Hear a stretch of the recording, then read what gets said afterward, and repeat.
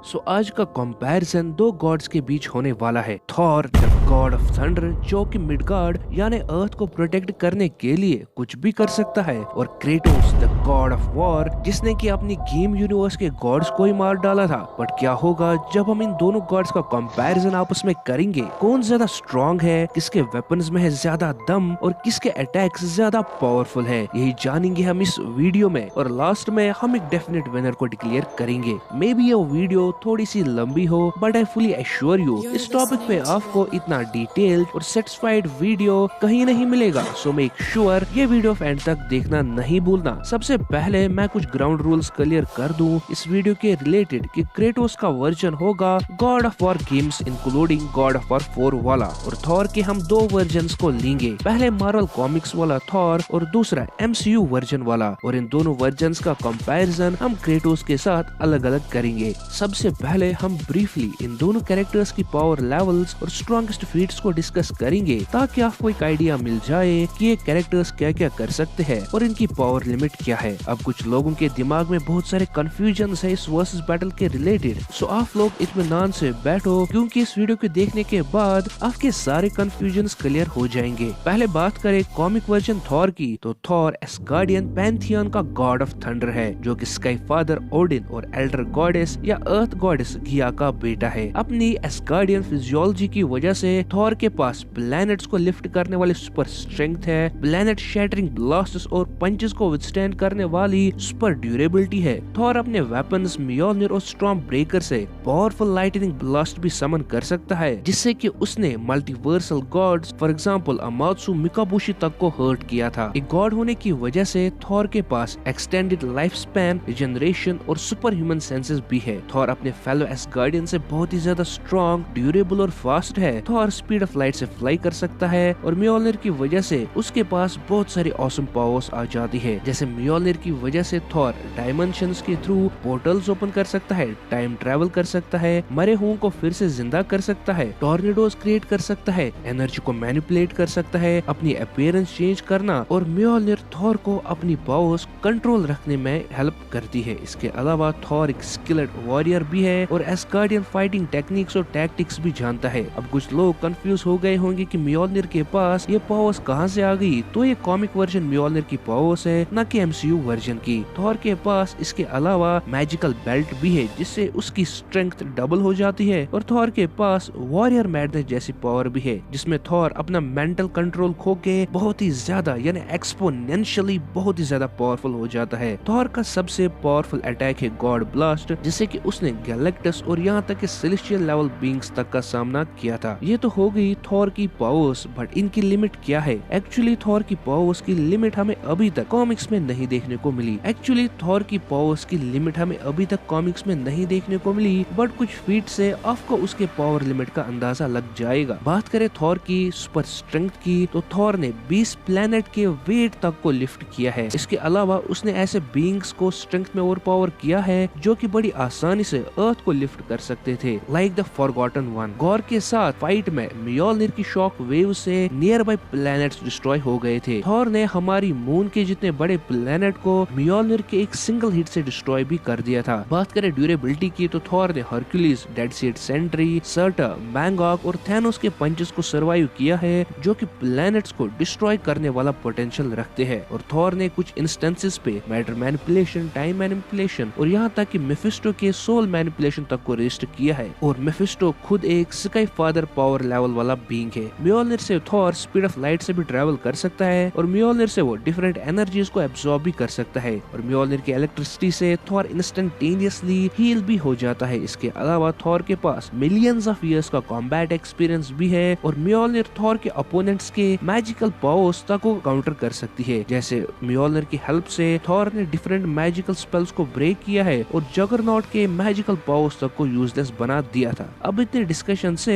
आपको समझ आ गया होगा कि थॉर एक प्लैनेट बस्टर लेवल का कैरेक्टर है, क्योंकि उसने मियोलनिर से प्लैनेट्स को डिस्ट्रॉय किया है और प्लैनेट बस्टर लेवल कैरेक्टर से पंचेस भी खाए हैं। तो जिसकी वजह से ये कहना सही होगा कि थॉर एक प्लैनेट बस्टर लेवल का कैरेक्टर है, इसे हराना इतना आसान नहीं होने वाला। अब बात करें क्रेटोस की, तो क्रेटोस एक स्पार्टन और डेमी गॉड है, जो कि स्पार्टन आर्मी में एक मिलिट्री जनरल था। अपने स्पार्टन हेरिटेज की वजह से वो पहले पहले से एक एक्सपर्ट मार्शल आर्टिस्ट और वेपन मास्टर है, पबजी वाला वेपन मास्टर नहीं। क्रेटोस पहले Aries the God of war के लिए काम करता था। जब उसे पता चला कि एरीज उसके फैमिली के डेथ का जिम्मेदार था, तो उसने पेंडोरा बॉक्स की हेल्प से एरीज को ही मार डाला और खुद गॉड ऑफ वॉर बन गया। उसके बाद की स्टोरी में क्रेटोस ने ग्रीक गॉड से लेकर टाइटन्स तक को मार डाला है और ग्रीक मैथोलॉजी के सबसे पावरफुल कैरेक्टर्स को हराने के बाद क्रेटोस अब एस्गार्डियन या नॉर्स मैथोलॉजी के गॉड्स के पीछे पड़ा है। अब क्रेटोस ने इन ग्रीक गॉड्स को कैसे हराया वो हम थोड़ी देर बाद जानते हैं। उससे पहले हम क्रेटोस की पावर्स को डिस्कस करते हैं, मगर इन पावर्स को डिस्कस करते टाइम ये बात दिमाग में रखना जरूरी है कि क्रेटोस एक गेमिंग कैरेक्टर है, इसीलिए मोस्ट ऑफ हिज पावर्स उसे डिफरेंट ऑब्जेक्ट्स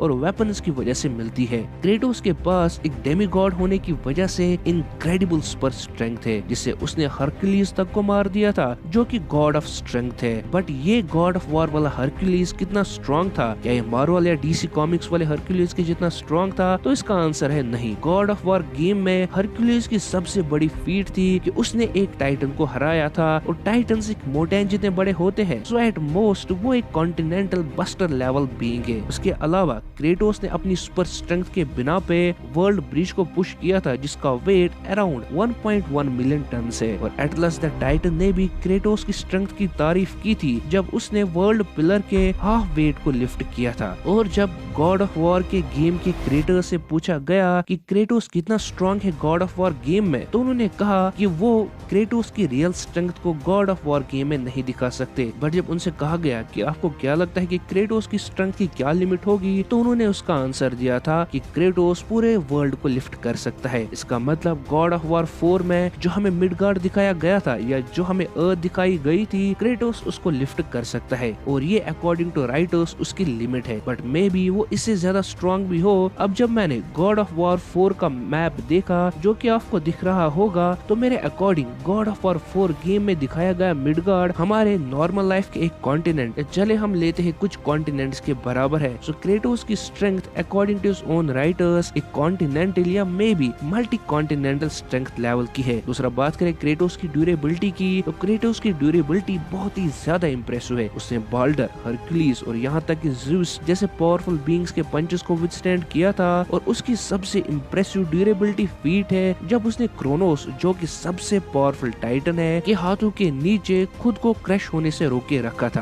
और ध्यान रहे क्रेटोस एक मोटेन के जितना बड़ा बीइंग है। बात करें सुपर स्पीड की, तो क्रेटोस ज़्यूस जैसे पावरफुल बीइंग के जितना फास्ट है, जिसके पास स्पीड ऑफ लाइटनिंग है, और speed of lightning speed of light से 1/3 के बराबर है। और क्रेटोस ने हरमीज द गॉड ऑफ स्पीड को भी हराया था। बट क्या गॉड ऑफ वॉर सीरीज के हरमीज के पास लाइट स्पीड थी या नहीं, ये अभी तक पूरा श्योर नहीं है। इसके अलावा क्रेटोस के पास बूट्स ऑफ हरमीज भी है, जो कि उसकी स्पीड को और ज्यादा इंक्रीज करती है। सो ये कहना सही रहेगा कि क्रेटोस के पास बहुत ही फास्ट रिफ्लेक्सेस और स्पीड है, बट लाइट स्पीड से थोड़ा कम है। इसके अलावा क्रेटोस के पास super human stamina, regenerative healing factor, necromancy और इमॉर्टिलिटी की पावर है। एक्चुअली क्रेटोस को मारा जा सकता है, बट उसके बाद वो अंडरवर्ल्ड में जाके फिर से वापस आ सकता है। बट गॉड ऑफ वॉर 3 के एंडिंग में हमें पता चला कि क्रेटोस अब पूरी तरह से इमॉर्टल बन चुका है। क्रेटोस की one of the most important power है पावर एब्सॉर्प्शन, जिससे वो दूसरों की पावर्स को एब्सॉर्ब करता है उन्हें मारने के बाद। जैसा उसने पावर ऑफ होप को एब्सॉर्ब करके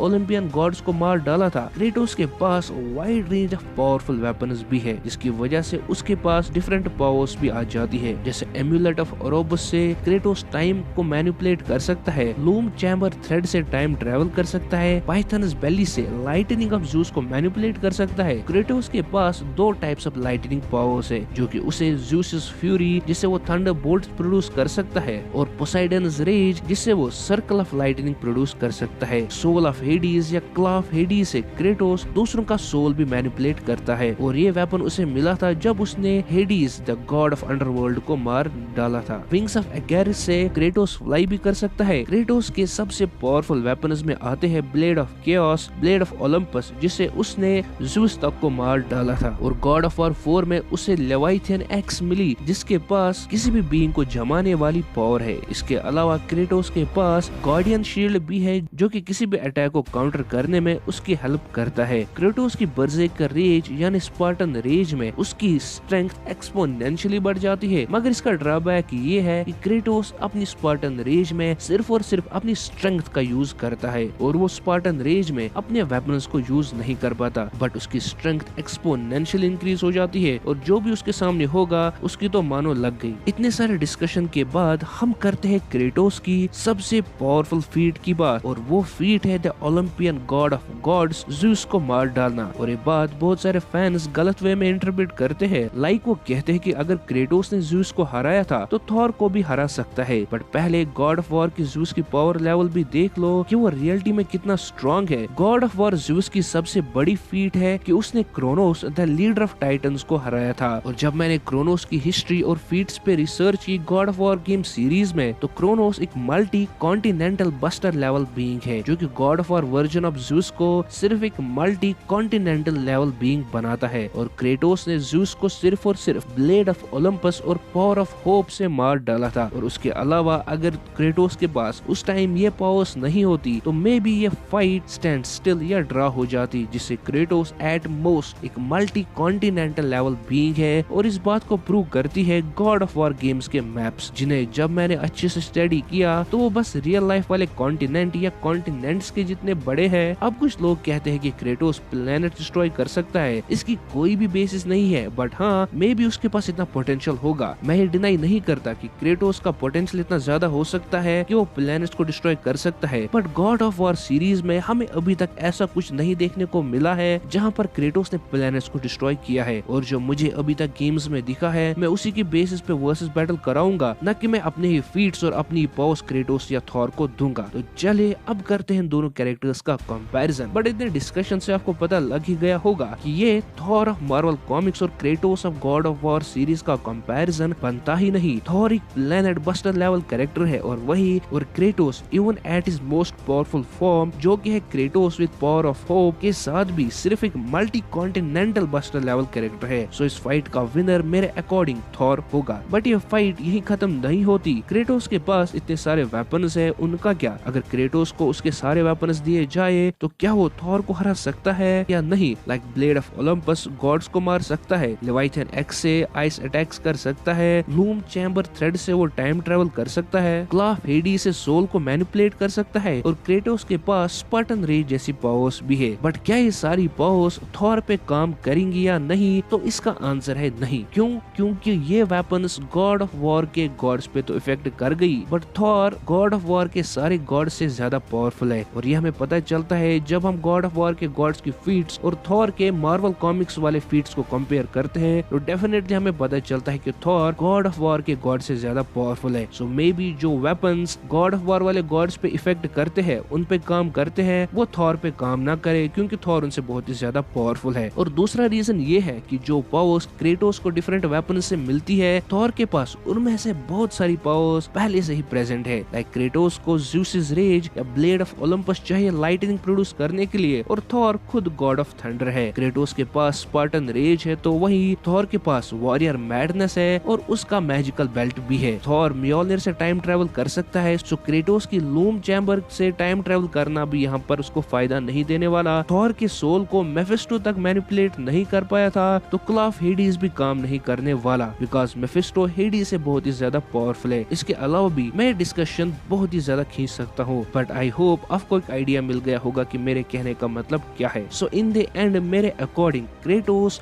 थॉर के मार्वल कॉमिक वाले वर्जन को नहीं हरा सकता, चाहे कोई भी कंडीशन या फाइट सिनेरियो हो। बट हाँ, Kratos MCU version of Thor को हरा सकता है, और बहुत चांसेस बनते हैं क्रेटोस एमसीयू थॉर को ज्यादा देर टिकने नहीं देगा। सो फाइनली अगर फाइट कॉमिक थॉर और क्रेटोस की होती है तो विनर थॉर होगा, और अगर फाइट एमसीयू थॉर और क्रेटोस की होगी तो विनर क्रेटोस होगा। वैसे आपको क्या लगता है कौन होगा इस फाइट का विनर? जो सारा ओपिनियन है, जो सारी वीडियो है, ये मेरे पर्सनल ओपिनियन पे बेस्ड है, और शायद आप इससे एग्री करते होंगे या नहीं करते होंगे, वो आप तक है। मगर आपका ओपिनियन क्या है आप कमेंट सेक्शन में जरूर कमेंट करके बताइए। और इस वीडियो पे मुझे बहुत सारी रिसर्च करनी पड़ी, तो हम इस वीडियो पे 1K लाइक्स का टारगेट रखते हैं। और लास्टली एक क्वेश्चन मैं आप सबसे ये पूछना चाहता हूँ क्या कि कौन होगा क्रेटोस वर्सेस वंडर वुमन में विनर। और अगर आप चाहते हैं मैं इस पे भी एक डिटेलर वीडियो बनाऊं तो कमेंट सेक्शन में जरूर कमेंट करके बताइए। हमारे दूसरे वीडियो आने तक आप हमारे डिफरेंट वर्सेस बैटल्स को एंजॉय कर सकते हो। Never gonna make it, you're not good enough. There's a million other people with the same stuff. You really think you're different? Man, you must be kidding. Think you're gonna hit it, but you just don't get it. It's impossible, it's not probable.